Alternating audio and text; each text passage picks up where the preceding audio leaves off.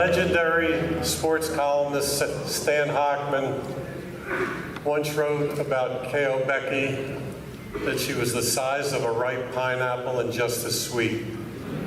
She was 4'8", 89 pounds, and had a voice like 14 miles of gravel road. She was born Rebecca Birnbaum in South Philly, and in the 1940s she was known as Tiny Baron when she worked with the comedy act of Fisher and Marx. And in the 40s she won the contest as the Jitterbug Queen of Madison Square Garden. Her husband, Willie O'Neill, think of James Cagney, the Hollywood actor, 5'5", just as tough, knew more about boxing in the Philadelphia area than any man who ever lived. So they were managing Jeff Chandler, who was undefeated in 24 fights, and in 1980 we got a call from a new promoter in town, in the country, Muhammad Ali Professional Sports, MAPS. They were throwing around money like it was water. They offered us a world title fight in Miami with Willie Solis, an undefeated Puerto Rican champion, and Jeff went down there and blew him out and knocked him out in the 14th round. He was the first American bantamweight champion in 32 years. There was a clause in the contract with MAPS that said they had the option to be the lead promoter on Jeff's next 3 fights, so long as they notified us in writing within 30 days of Jeff winning the title. So me being me, I'm counting the days. 10, 15, 20, 25, 30 days came and went. I called Becky on the phone. I said, they never sent us the letter, we're free, we can do whatever they want. We won. So she put Willie on the phone.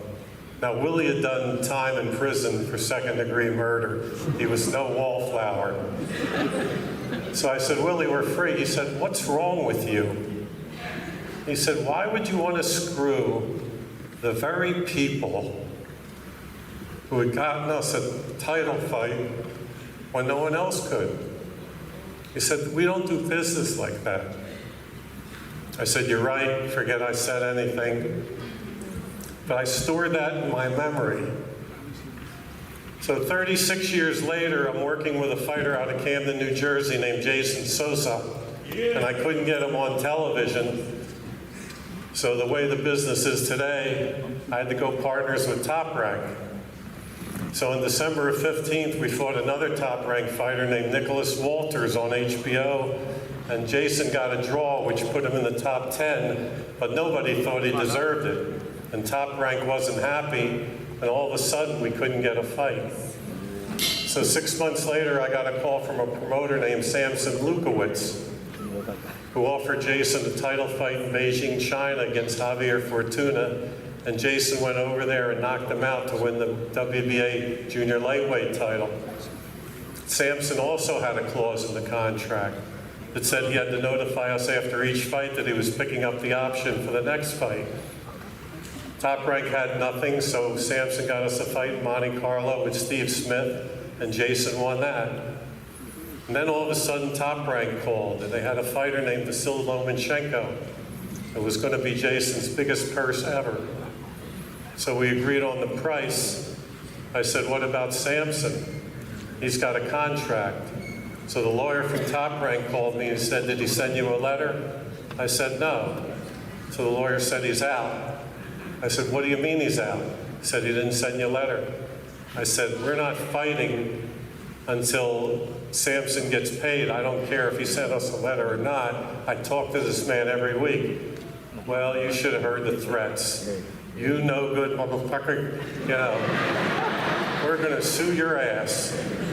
I said, you can do anything you want, but we're not fighting until Samson gets paid. And finally they came around, and we both took care of Samson. And that's what I learned from K.O., Becky, and Willie, among other things. See, your parents can teach you to do the right thing, but until you're really faced with it, you don't really know what it's about. I'll never forget them. Thank you.